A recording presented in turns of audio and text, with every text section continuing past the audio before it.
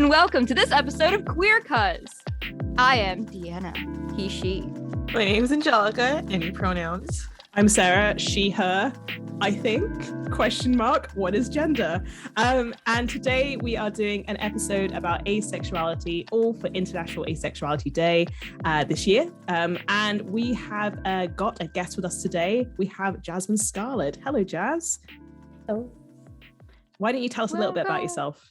Okay, yeah, sure. I'm Jazmin. I am oh wow, okay. You know what? I'm 30 years old. Just tell everybody that. I am a volcanologist and I am currently a senior research associate at the University of East Anglia, researching in archives what British geologists were withholding information and knowledge and data to volcanologists in the Caribbean. So my job is to find that data and then share it with people in the Caribbean. That's awesome. And what is your identity? Well, who knows?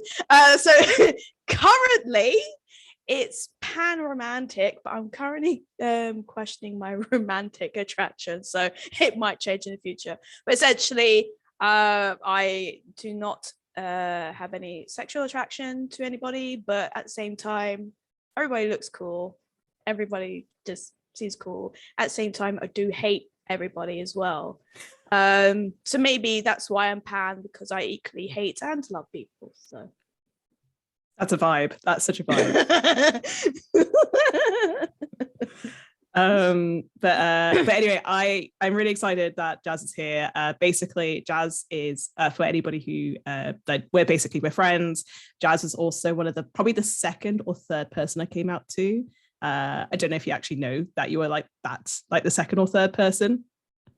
Looking at her vaguely. No, I remember you was like, I have talked to some other people, but I'm also telling you. But I do remember that you came to me asking questions when you were questioning yourself, and I happened to be a visible ace. So that's kind of how that happened.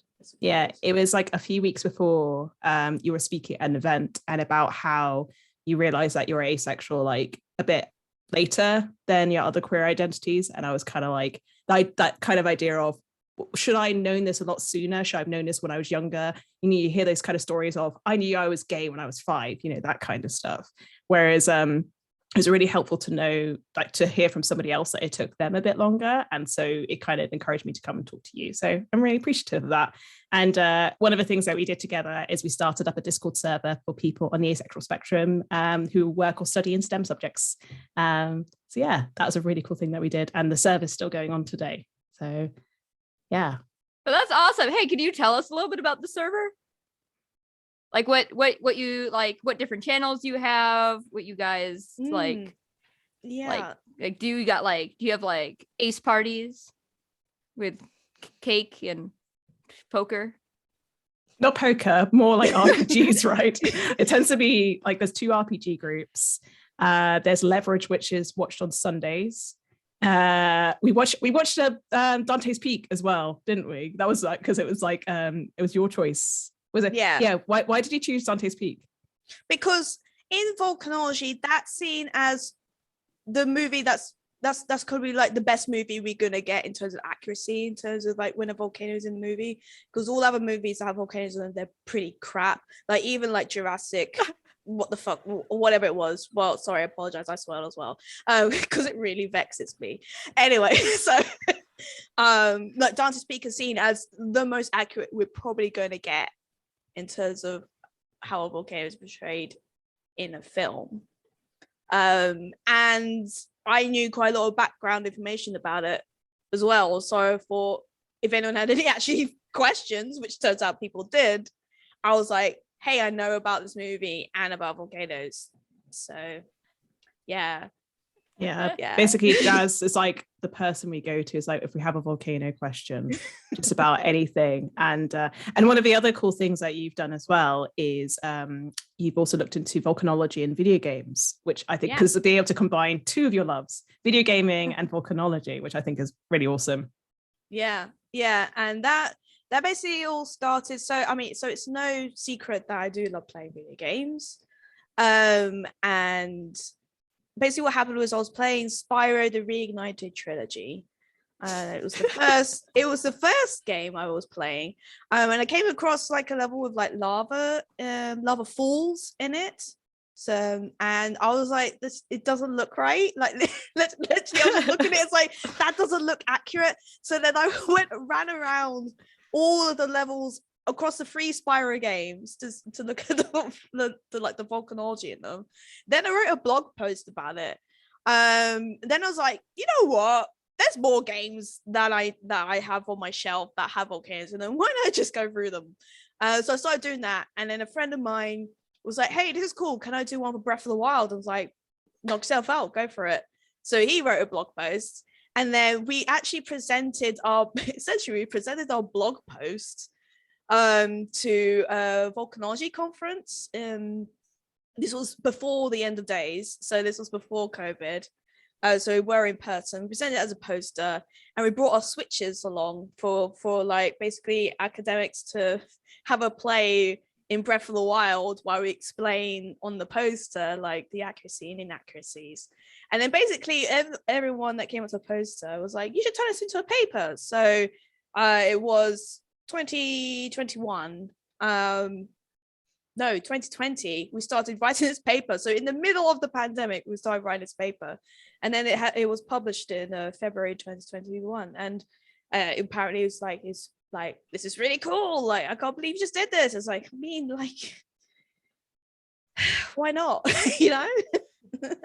So yeah, that's definitely the most fun paper I've written compared to other stuff I've written. So yeah, I highly recommend it. Just if you got something you're interested in the game or outside of games, see if you can find it in game and then write up about it. I mean, I know people that do archaeology, and they do like kind of like archaeology stuff in games. Like people have used like Animal Crossing as actually for research, and hosting kind of like scientific events in Animal Crossing as well. So it's like games, they have a lot of potential other than just to entertain. They can educate as well, and that's what I like about them. So you both kind of mentioned earlier about how your journey to realizing that you're asexual took a little bit longer than the whole I realized I was gay like at 5 years old. But if you guys want to tell us about your own personal journeys about realizing you're ace and how that was like for you guys personally. Yeah. So I say it started off actually in my PhD. So when I was about 23 years old, 23, 24, so about my first and second year. So basically how I actually started thinking about this is because in my research, I have to do something called positionality. So positionality is basically you have to think about who you are as a researcher and how that might influence your research. And in particular for me, I was doing interviews. So like how would that kind of like the power dynamics between you and the person you're interviewing. So I did my research on St. Vincent and the Grenadines, which is in the Caribbean. It's where my family's from, it's where my ancestors are from. And that's why I chose to do it on that island. Not only because of that, because of the volcano, Les Frères. But for that, I was starting to be like, I'm probably not straight. Because for St. Vincent and for quite a lot of the Caribbean islands, unfortunately, they still have colonial laws that, you know, are discriminating against the queer community. For example, on St. Vincent, I believe they still have the law, which is called Buggery Law. So basically, not allowed to have sex between like 2 men or 2 women, essentially, and you can actually be jailed for that if you're found out to be doing that. And that's similar for quite a few other Caribbean islands.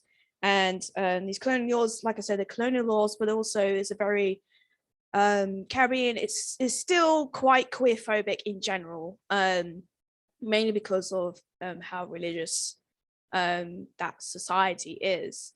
So me being like, okay, me going to the Caribbean, questioning myself was like, how will that actually affect me doing my research? Luckily it didn't, because I was just questioning, so I was managed to, you know, pass off as straight, so I was okay. But it's when I came back, so I was in St. Vincent for 3 months in 2016 doing my fieldwork. But when I came back,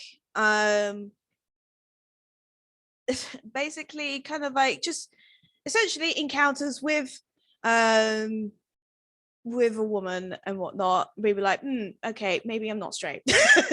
So I think so after, you know, a few months after that, and like encounters and like speaking to other people, so actually, okay, I'm not straight, I am bi. So I first came out as bi. I did that first to my mum and my sister. And then I suppose I should talk about my hilarious coming out story. So essentially what happened was, so I told my mum and my sister, it was all great, they're very supportive and everything like that. And then a few months later I had like a family gathering, kind of like a family barbecue. So like pretty much my whole family was there. And just like Filipino families, Caribbean families are pretty big too. So it was quite a lot of people there and quite a lot of family friends as well. And essentially what happened is my sister, God bless her, I love her to bits, but she got drunk and she basically told everyone. So she like, we do this thing called speeches, because like basically everyone gets emotional and it's like so gross and whatnot. But but Emotions, disgusting. yeah, it's like ew, feelings, Yes. so gross. Anyway, so like type of speeches, and then my sister literally said, first off, my sister is gay, and everyone cheered, and I was like hiding behind like a family friend. I'm like, I can't believe this is happening, I can't believe it's happening. But like I was most worried. Just like I was like, on one hand, it's like, oh my god, I'm gonna kill her. On the other hand, I was like, actually, that solves all my problems because all my family's here. So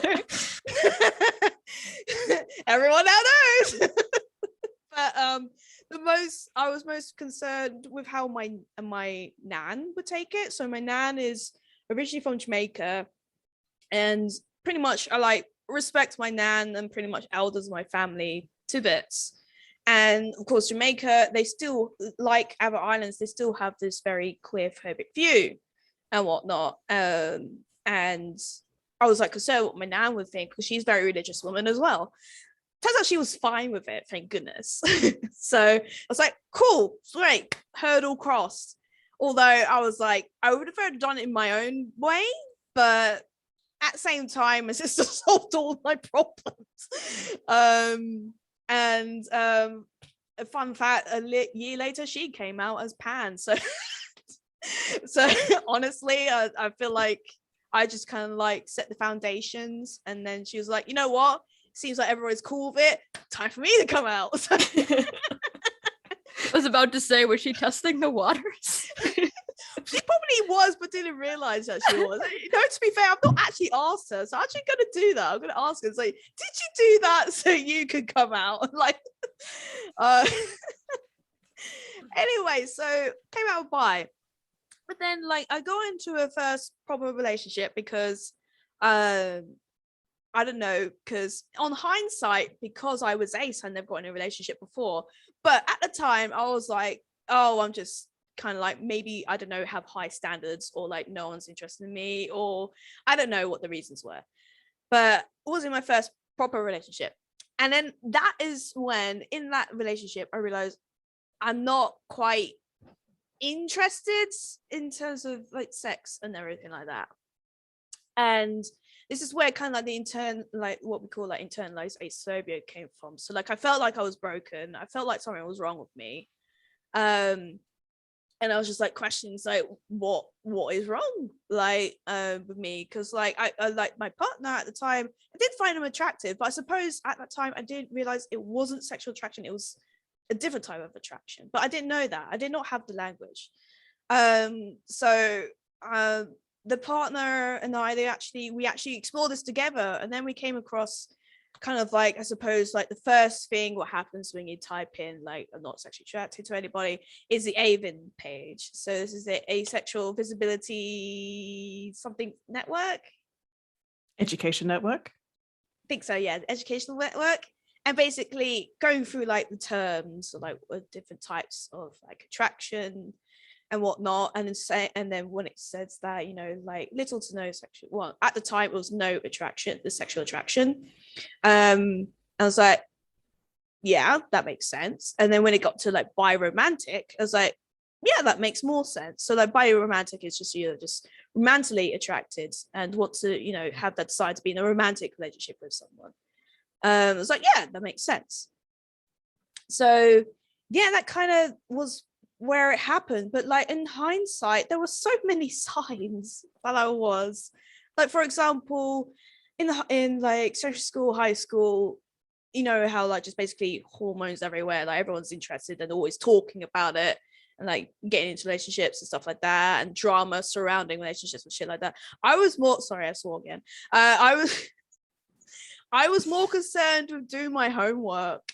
Like I was just like, I'd rather be doing other stuff, like doing my homework, being in the classes, learning about things. Like I was very interested in science and geography. And I was like, I'd rather be more interested in what's going on in the world than what's going on with someone else. So that was like a sign. Like I definitely just was not interested. Another signs was, you know, I suppose Sarah probably has mentioned this before, just like, you know, like when someone's like, oh, they're hot, and I'm like, I guess, like I like question mark, I don't know. And basically like kind of like you're it's sort of like you're kind of like lying to yourself that, yeah, I am sexually attracted to people, and like, yeah, I would sleep with them if the opportunity arose. I wouldn't do that. Like for me, I was just like, no, like I'd rather be doing something else. And that's pretty much been the whole, up until I decided, yes, I am ace. It pretty much every situation where it would have come up and be like, it literally was, I'd rather be playing video games, or I'd rather be cooking or eating food. Like I'd rather be doing something else.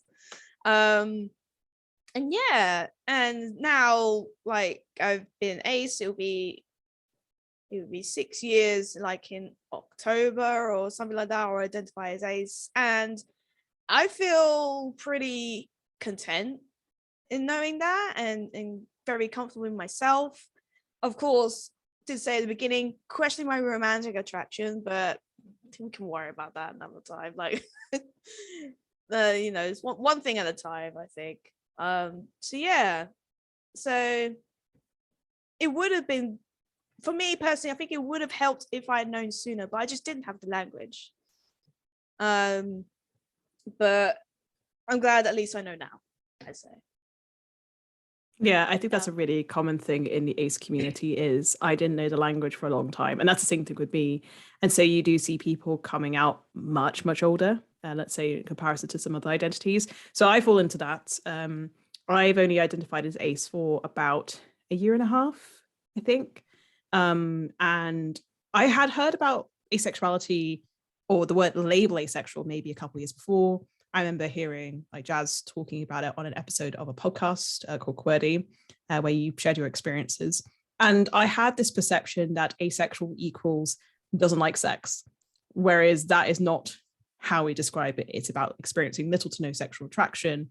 And there's also a spectrum of different, so things like gray sexuality, demisexuality, and so on as well. And I didn't know all that. I didn't have that language. And the pandemic happened.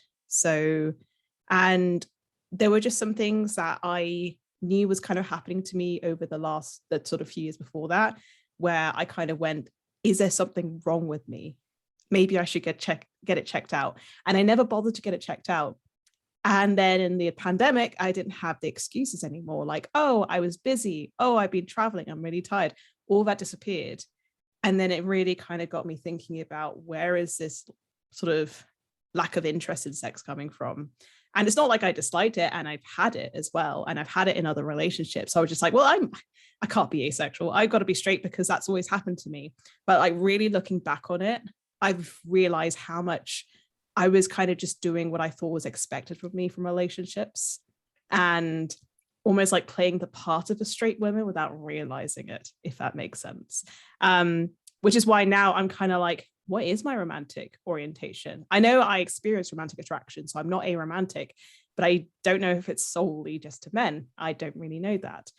Or is it that I experience romantic attraction to men because I've been conditioned of that's what you should do as somebody who's perceived as a woman? And then also, what is gender? And I feel like because I experience things in a queer way, I experience gender in a queer way. And so, yeah, so that's why, but then I'm really glad I found the label asexual or aspec. Like really the more accurate label for me would be like ace somewhere on the asexual spectrum, because I'm not exactly sure where I fit, but asexual also fits fine, especially when you're talking outside the community. That's the other thing, is like language can really differ depending on who you're talking to. But with the other stuff, I'm like, it doesn't quite fit in a box. And I know this is something we've talked about in previous episodes as well. And I'm just like, I'm also just queer. I think asexual and queer are the things I like to describe me, when the other stuff I can't quite describe or put in a box. But I'm definitely glad for knowing. Like, I think it's definitely made things make a lot more sense when there was like a time where I'm like, am I bi? Because everybody seems to be equally attractive, sort of. But then I was like, oh, it's because I wasn't experiencing a sexual attraction to anyone. So there's the bi to ace pipeline that you see a lot, actually. But then there was one time I remember thinking, am I just gay and I don't realize it because there was something else that wasn't adding up, but that also didn't make sense. So yeah, so it's interesting how much ace experiences can really overlap with other queer identities as well, even if you have distinct ace experiences as well. But I realized looking back at my teenage years, like teen girls go through these magazines, teen magazines of boys, and go, oh, like that guy's good looking, and like flicking through like that. And this was like an aspect of teen girl stuff that I did not understand and could not comprehend.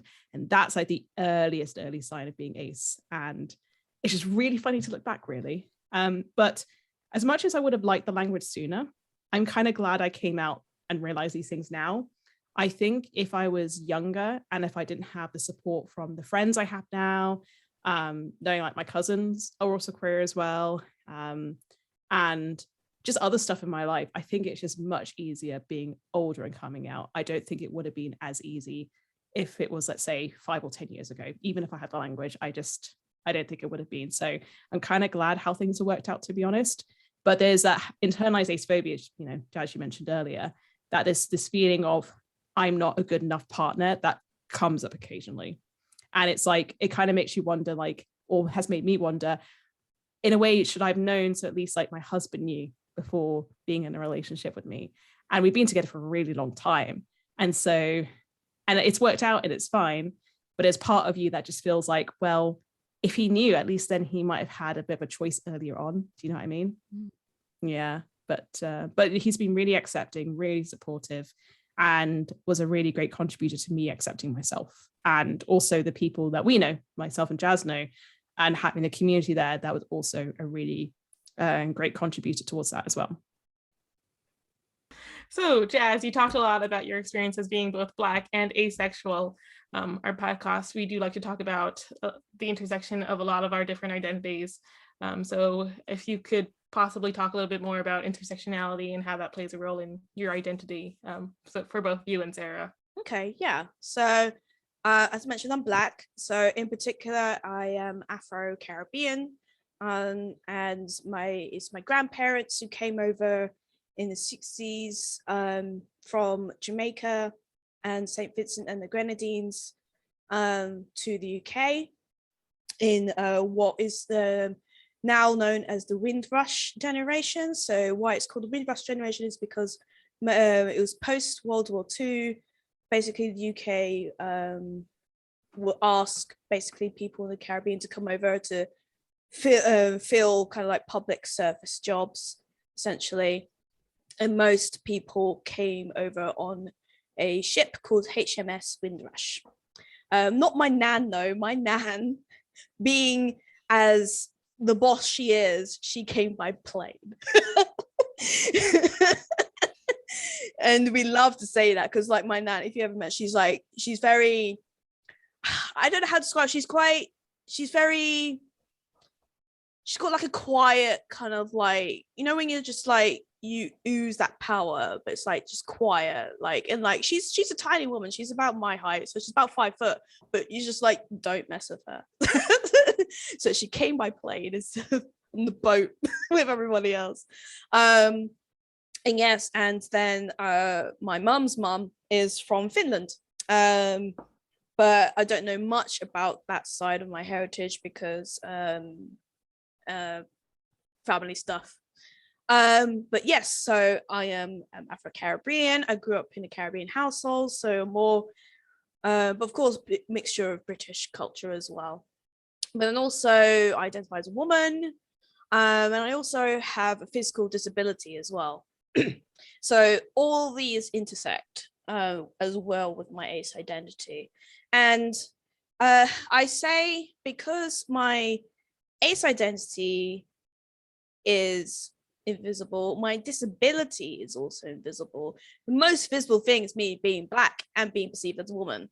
And if we all go, if we are going to do the oppression Olympics, I am the most oppressed according to society.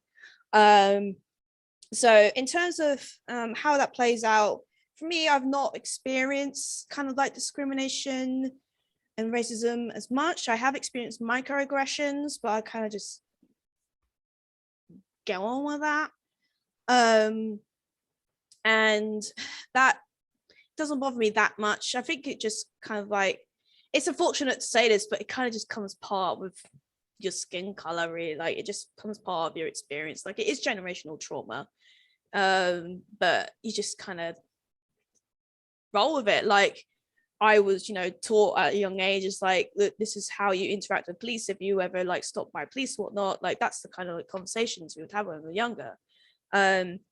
It's more harder for my dad, for example, because he's darker skin color than me, so he gets it worse. But again, he's dealt with it for, you know, he's in his 50s, so he's dealt with it fine. But it's more visible. And in terms of being ace, of course it is more visible, you being Black, and kind of like you're a minority in a minority, I like to say. And that definitely involves like the intersectionality as well. It's like I'm a minority within a minority within a minority, particularly the fact that I'm disabled as well. And it can be annoying, I suppose, having all these like things that make you up as a person, but I just like, well, you gotta just live with it because, you know, you've got one life.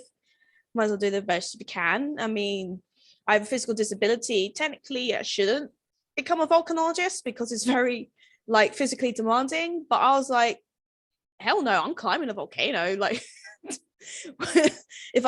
if I'm the only one who's going to stop myself, if my disability is the only one going to stop myself, I am going to yeet my disability out the window and go out and climb a volcano because that's what I want to do.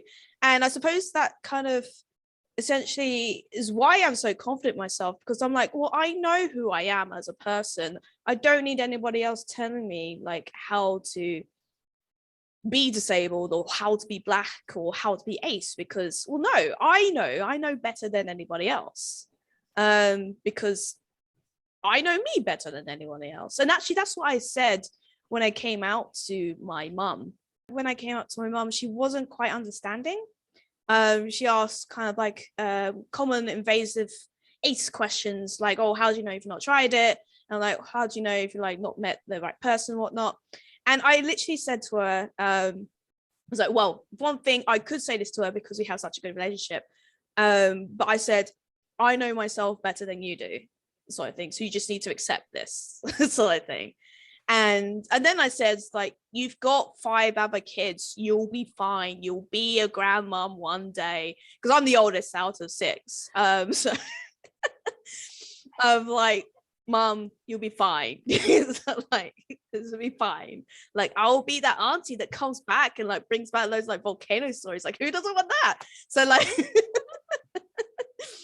so yeah. So in terms of that, that's kind of like intersectionality. But I suppose the main thing is me being disabled in terms of how it intersects with my work. Because it is so physically demanding, I have chronic pain and chronic fatigue, and for that, I can't do things that other people do in terms of like going like being like going to bed at like 1 a.m. I can't do that. I look at you thinking you're crazy if you say that. It's like, oh, I went to bed at 11 last night. I'm like, what? You did what? Why would you do that? And yeah, in terms of that as well, like I've missed out quite a lot of the social opportunities because of my disability, but at the same time, I don't care. That's my thing. And that's definitely one thing about me is like, if I miss out on something, if I'm not in the loop, if I'm like, I just don't care. And Sarah will notice, like, there's a lot of occasions when there's like, when I'm just like,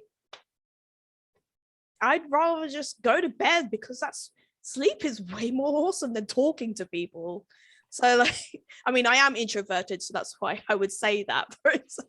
And that's why, you know, like in this pandemic and like lockdown, like, well, I'm vibing, man. I'm fine. Like, I feel sorry for the extroverts, like, honestly, like, but me, I'm just like, I'm cool. Like, and in terms of like aceless as well, it's like similar. Like, if I'm missing out on stuff, like, for example, the main reason I have 11,000 followers is because I talk about volcanoes. If that was like, I don't know, so maybe like I do have quite a few aces that follow me. Like, what if that was because I was actually like an activist, like an ace activist? Like for that, obviously, like the main reason I have my account is my volcano research. Like, I don't do it because I'm an ace activist, but that is part of me. But for me, I'm just like, I don't, for example, like, I don't care to get involved in ace activism stuff because me being ace and just existing is, you know, activism in itself, I think. That's resistance in itself against, like, you know, like a what do we have a term for? Is like for like, is it allonormativity? Well, there's allonormativity and then there's amatonormativity, which is about romantic expectations. Right. Yeah. Okay. So yeah, I would say me just existing and vibing and talking about my volcano research and video games, that's, you know, going against that normativity in itself, because I'm not, you know, being questioned about it and, like, you know, assumptions put on me. Like, people, if they do put assumptions on me, I don't care. Go ahead. Like, I mean, I live rent-free in your head, I guess. Like, that's great. They should be paying you rent. Yes, I mean, yeah, it'd be great to be paid to like whatever keeps. I suppose that's what I really think about us being aces and us getting questions about our aceness. I'm like, we're living in your head rent-free right now, and I feel like that's funny as hell. Like, you really, why are you so pressed about it? Like, I don't understand. Like, we're just existing. Why does it concern you? And I suppose that's like with like the rise in transphobia in this country as well. I'm like, why are people so pressed about it? I don't understand. Trans people just existing and vibing, like, doesn't concern you. And I suppose, yeah, in terms of intersectionality, like, that's it. Like, it doesn't concern you. Unless, of course, I am an asshole to someone and use my intersectionality. Like, for example, if I pulled the race card, like, yes, that will be a reason why you would want to question me. Like, hold on a second, what are you doing? Like, if I'm being an asshole, and I have been an asshole in the past because I'm on the verge of confident and arrogant. So, like, there are times I have been an asshole. I have said the wrong things because I do speak my mind. People have called me out on that, and I'm like, oh, actually, yes, I apologize, I have said something wrong. But, like, at the same time, like, just me existing, like, don't be so pressed about it, man. Just because I'm awesome, like, that's not my problem. I just am. So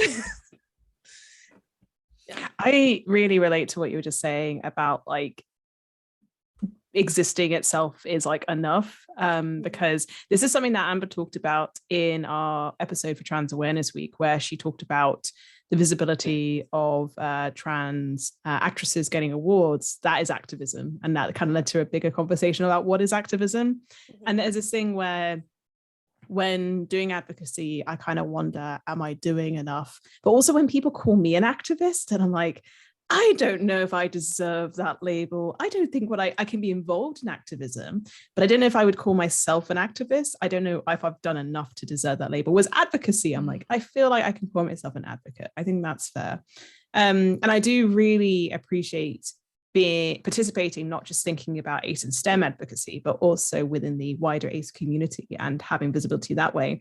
But one of the things I did for ACE Awareness Week, so this is an Asexuality Visibility Week, last year, is I wanted to make some video content.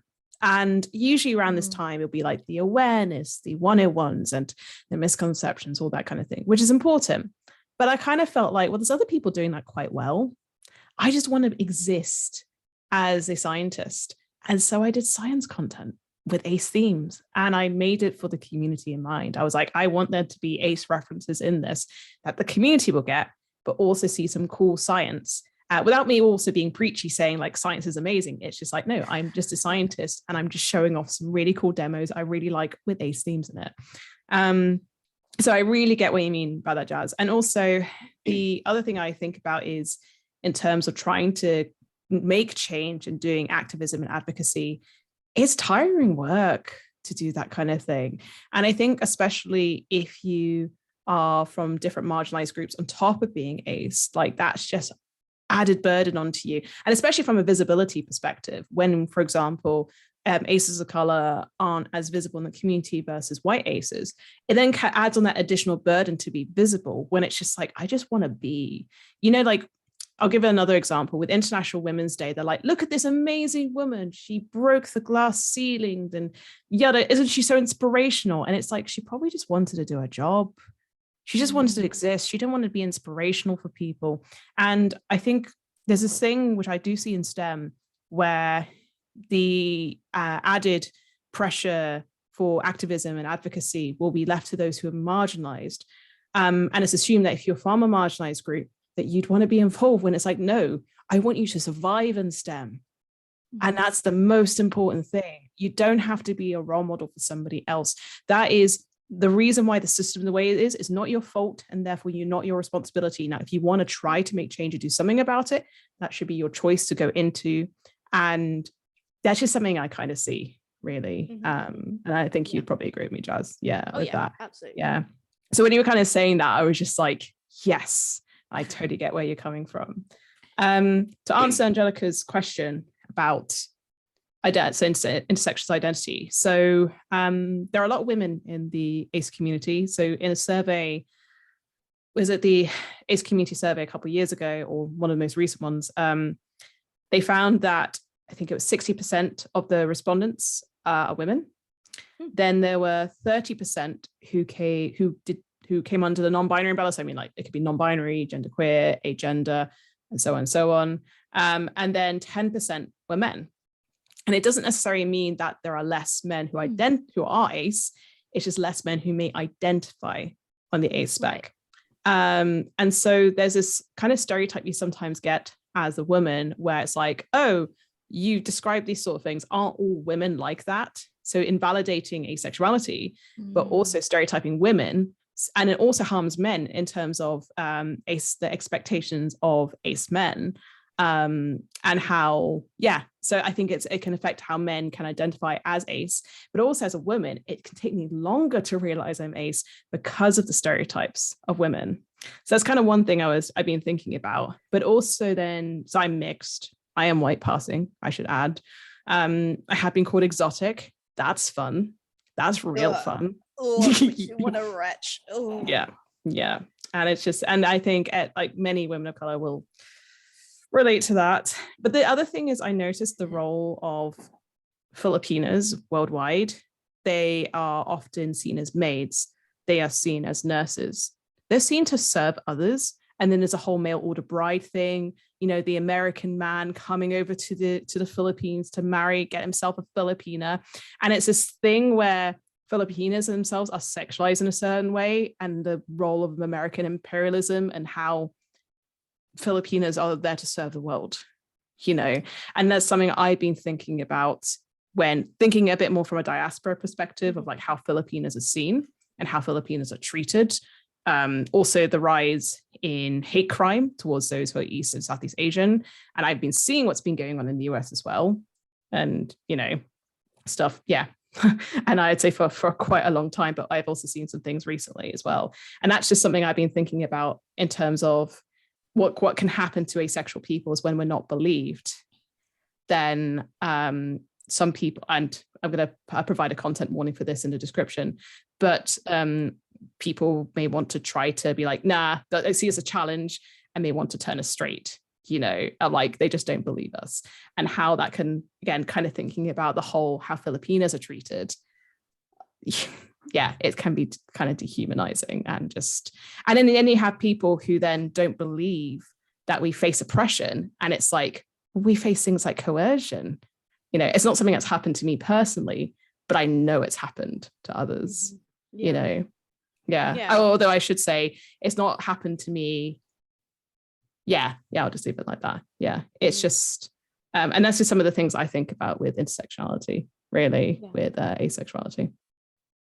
So you were mentioning about kind of like US imperialism and whatnot, and how it's kind of like warps the perception of what a Filipino is, you know, as a person, as a demographic is supposed to be.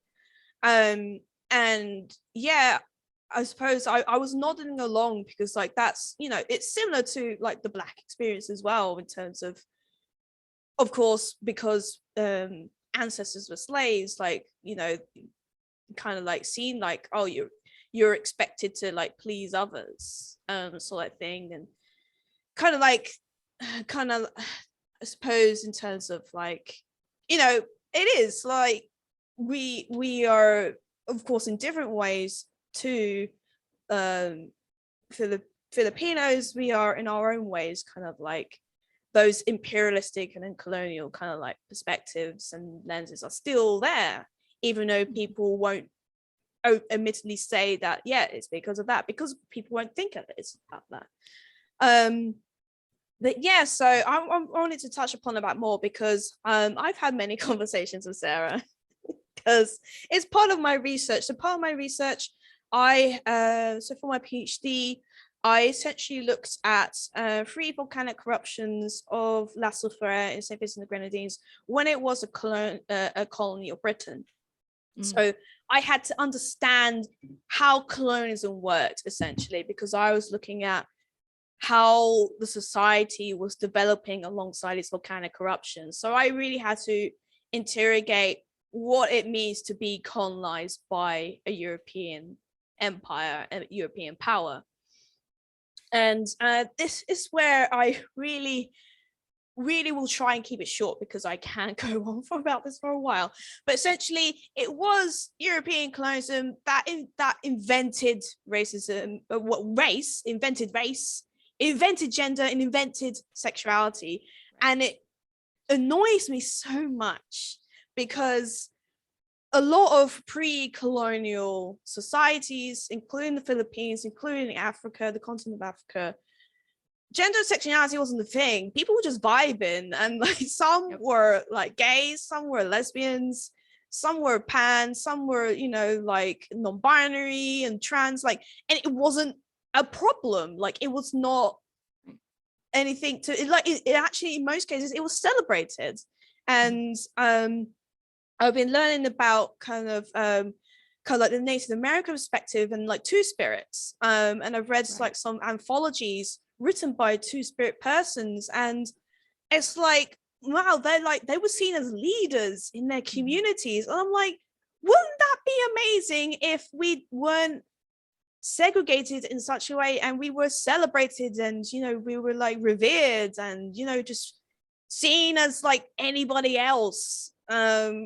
You know, like there was no such things like this hetero, you know, normative and conformity society. And like, imagine that. Like, honestly, the world would be so much better if we just all vibed. Straight vibes, well, Yeah. gay vibes, all vibes. Yes, all vibes.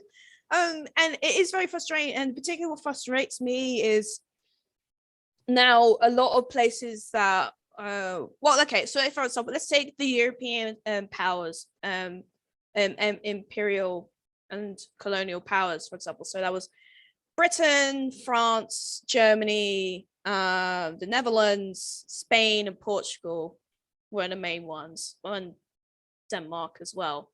They all, of course, now have same-sex marriage. You know, they have like laws protecting against for most people in the queer community. Of course, some locations like the UK, those are being eroded now. But there are basically rights to protect queer people in general. What frustrates me is, and I remember this happening a few years ago, there was Uganda, I believe. So Uganda was a colony of Britain. Uganda removed their colonial laws related to, you know, kind of like anti-queerness, I suppose, and allow same-sex marriage. That's a huge thing because, you know, because one, Ugandans recognized that before colonialism, they actually celebrated queerness and they accepted it. And they decided that, no, we should no longer have these colonial laws, and we should no longer reject kind of like what was actually normal for our society. And I remember that someone, a white, they were born in some Zimbabwe, but they grew up in UK. A white person was, there's this white person essentially saying, oh, well, finally, why did it take him so long to blah, blah, blah. And I was like on the verge of, my guy, that was the UK's fault, why that was there in the first place. How about you just celebrate that they actually was like, screw the UK, we are going to embrace our original cultures. And I've seen this before, like, I'm sure there's like been TikToks, and I can't remember where I saw it, but there was like basically like some cis white gay, like basically like scoffing at everywhere that still has like these like colonial laws, and saying, oh, you guys should catch up or something like that. And like rightly so, everybody, and I noticed mostly people color were like, actually, where you are, it's your fault we had this in the first place. And yeah, and they're just like, God, why don't people understand that these laws, they're colonial laws, and before that it wasn't a thing. And actually recently, when Barbados became a republic, so they removed the Queen as head of state, they actually removed those colonial laws surrounding anti-queerness. And they actually and I'm like, hell yeah, that is brilliant. And that should send us, hopefully send a signal to the other Caribbean islands, like we should remove the shackles of empire now. Like, we can do this by ourselves. We don't need them anymore. And actually saying that, so one thing that really surprised me, sorry, I am going on a tangent, I did say I would, but I am, but This isn't a tangent, keep going. But one thing, so it just reminded me, so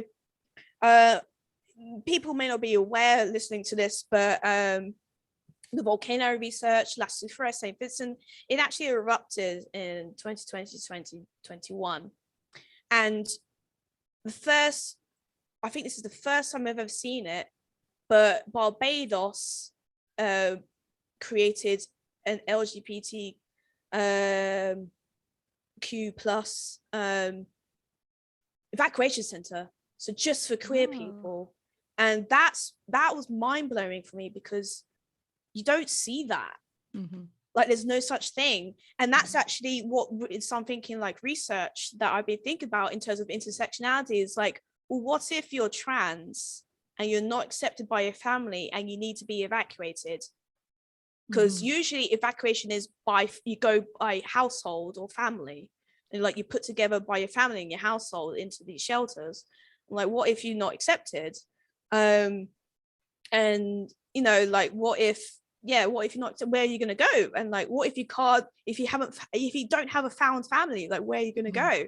And to see that in Barbados, I was like, holy crap, like that solves all the questions I have. Like, if you just give a safe space for queer people during a volcanic eruption or like a hurricane, in particular for the Caribbean, it's like, wouldn't that would solve a lot of problems and not keep me awake at night. And actually I am hoping to do this for research in the Philippines, actually, of the Taal eruption. So I'm in conversations with a queer volcanology student who is in the Philippines. I'm like, hey, I got this idea. You are, of course, in the Philippines, so you understand it more. But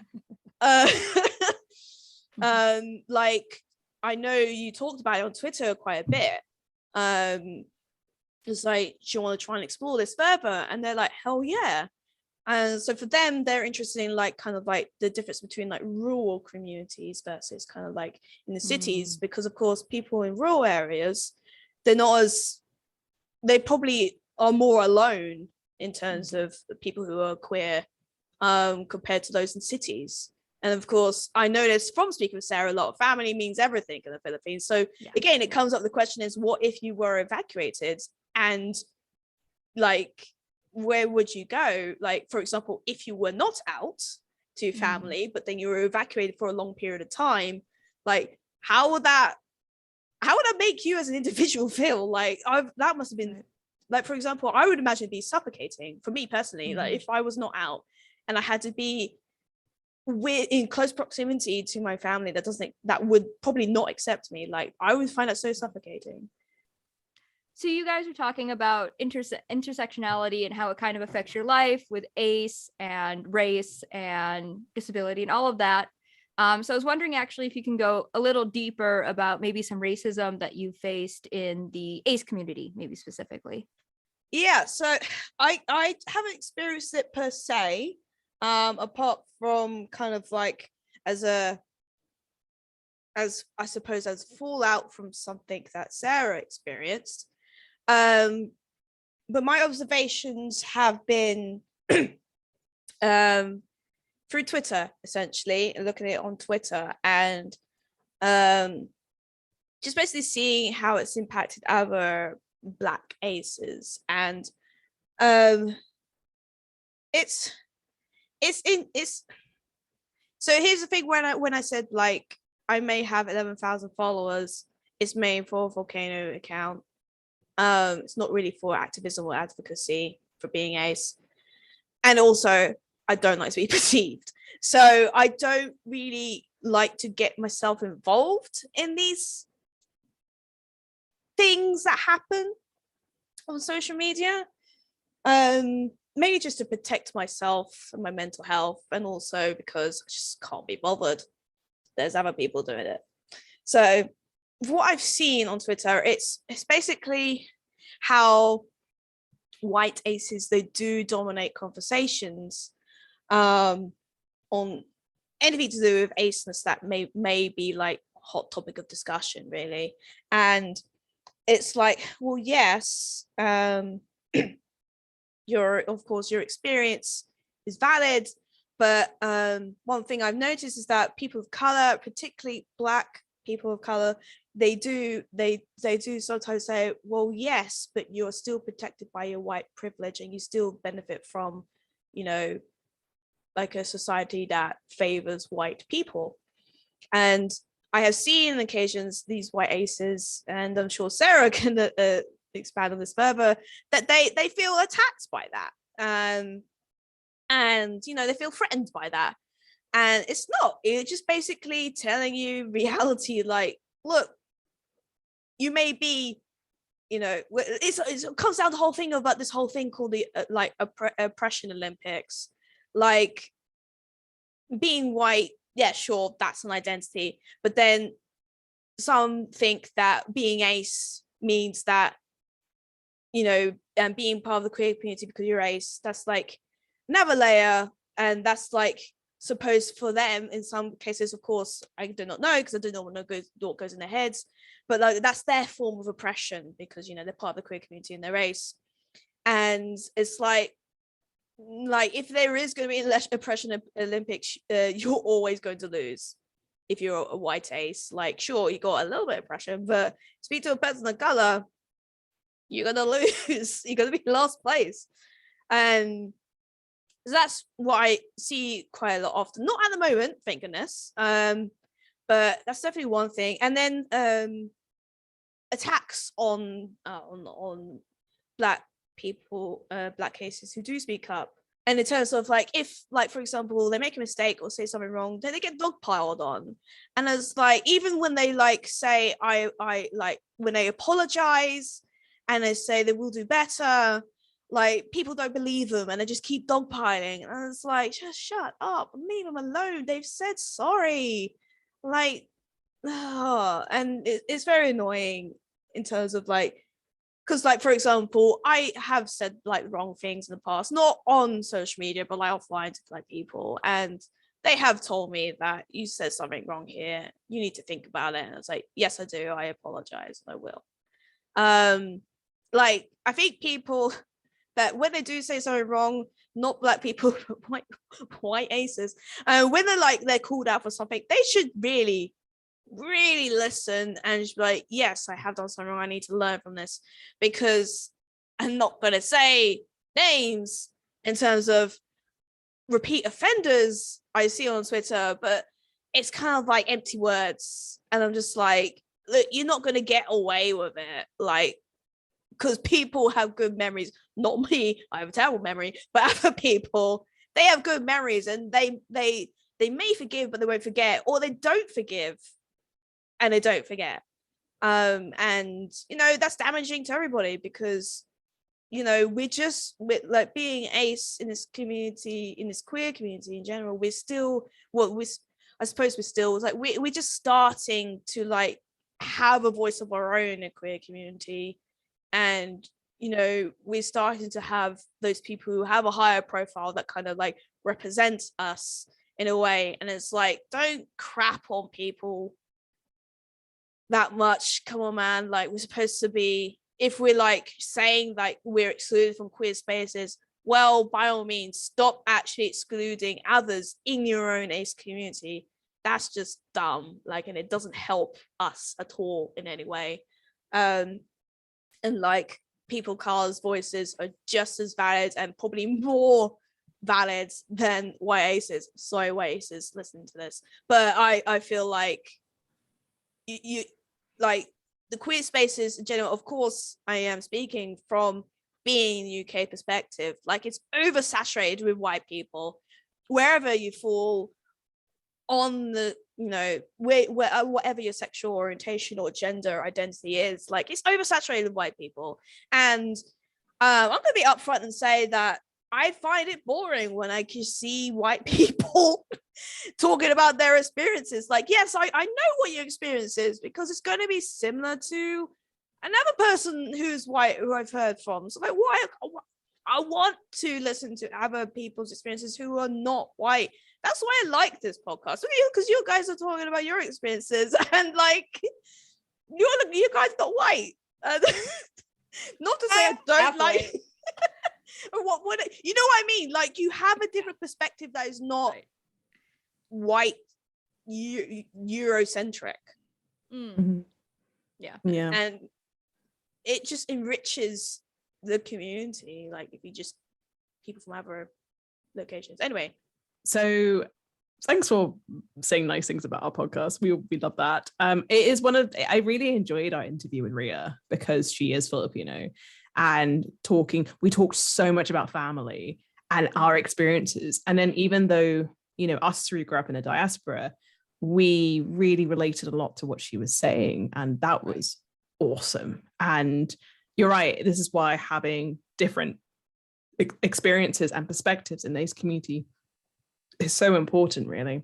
But this is the problem, in terms of, if you do have many of the prominent people, the ones who get a following quicker, the ones who will be more likely to be listened to, who will have their perspectives. I'm not saying that perspectives aren't welcome, but it's just that my worry is then they will be the ones who will be more likely to shape our definition of asexuality, and how asexuality itself can be, as the way we define it, can be very Western centric.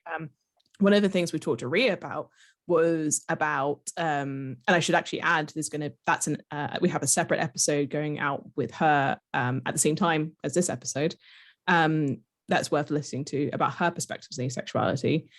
One of the things that she said to us is how explaining asexuality and aromanticism to a Filipino can be really difficult, because those are Western, like where those ideas originally came from, the language that is, aces and aries have always existed in lots of different cultures.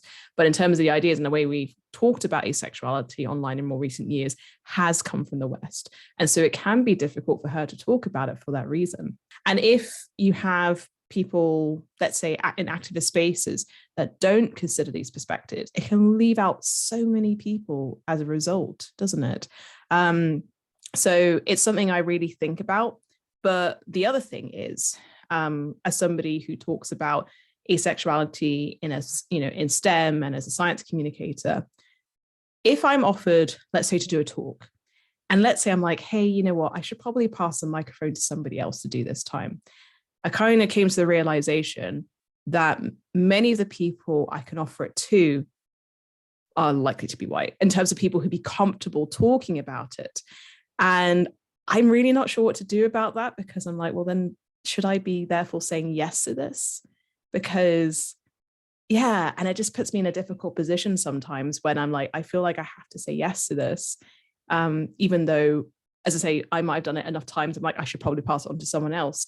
And it does therefore mean that, so as I mentioned earlier, if you are more marginalized, you also from other marginalized groups, you will also therefore be less likely to be out, and therefore less likely to be in those positions for change, but also to speak about experiences. So we have this thing of, yes, you have white creators online who are more likely to gather more followings, but there also potentially might be more of them, because it might be, I don't want to say easier to be out, but they will be facing different things. Do you know what I mean? And then also and then the other thing is that in terms of who could be leading these movements, I noticed therefore a difference when Jazz and I were moderating the Discord server together as two women of color. The thing is, there's the burden thing that, we've talked about, but I definitely noticed a difference with us two moderating, because we were considering people of color in our space. And that's something that's been really important to me because of the stories I've heard. And I don't want our server to be a space which excludes people of color, and also other identities, of course, but just knowing racism happening in the ace community, and how it can exclude people. Yeah. And it's something that leaders really need to think about. Those who are leaders, who are advocates and activists, if you are managing a community and helping a community, you have to really actively be anti-racist in what you do. And it's not to say that I automatically, as a person of color, just know how to do this. It's something I've got to learn too, especially because I'm also white passing as well. My experiences are going to be different. Yeah, so that's kind of my thoughts on that.